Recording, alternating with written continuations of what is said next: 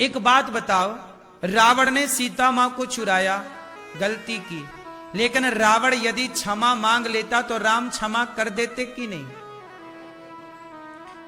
अंगद जी समझाने गए ना कि अभी भी मौका है, सीता मैया को वापस कर दो और चलो शरण में, राम तुम्हें क्षमा कर देंगे। राम तो तैयार थे क्षमा करने के लिए। तुमने क्षमा मांगी कब? अभिमान था, मैं क्यों झुकूं भाई, मैं तो रावण, इतना बड़ा रावण, लंकापति रावण।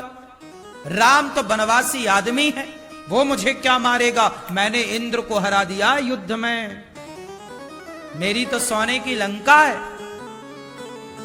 घमंड था रावण को, मुझे कोई हरा नहीं सकता, मेरा बेटा मेघनाथ बड़ा बलवान है, मेरा भाई कुंभकर्ण बड़ा बलवान है,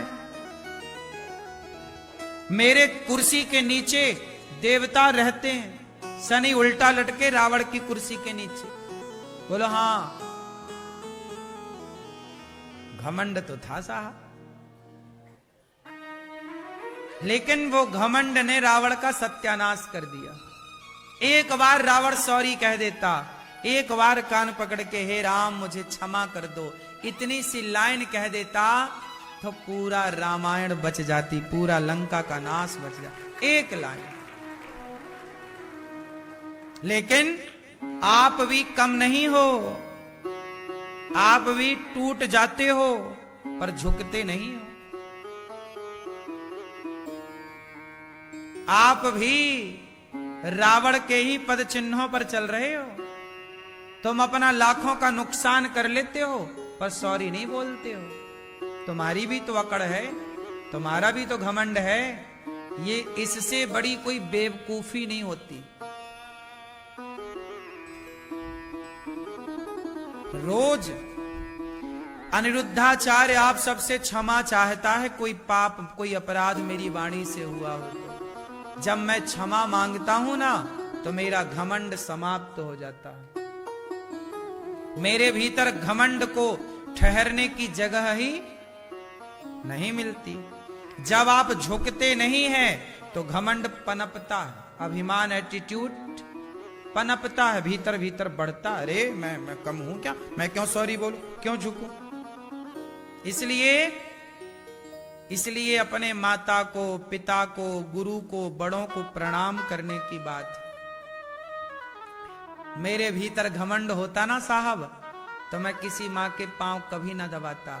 जिनके भीतर घमंड है वही घमंड तो तुम्हें मां के चरणों में भी झुकने नहीं दे रहा है, पागल। आजकल बेटा भी अपने मां के पांव कहां छू रहा है, घुटने छू रहा है। और सुनो, गर्लफ्रेंड के संग सेल्फी डाल रहा है, कहीं घूमने गया पार्क में सेल्फी डालता है। आप युवाओं की जरा पूरी पोस्ट चेक कर लेना, शायद एक दो बेटा ऐसे मिलेंगे जो मां के पांव छूते हुए की सेल्फी डालते। उनका ईगो, अरे पांव में पड़ के कौन फोटो खिंचाता भाई? हा? आजकल बेटे कहां मां के पांव छूते हुए की फोटो शेयर कर रहे हैं? बोलो हाँ, हाँ, गर्लफ्रेंड के संग कॉफी की फोटो डली होगी, कॉफी पीते हुए की। सही है कि नहीं? याद रखना साहब, पांव तक ना सब लोग नहीं पहुंचते। तुम मेरे कंधे पे हाथ आसानी से रख लोगे, कंधे तक सब पहुंचते हैं।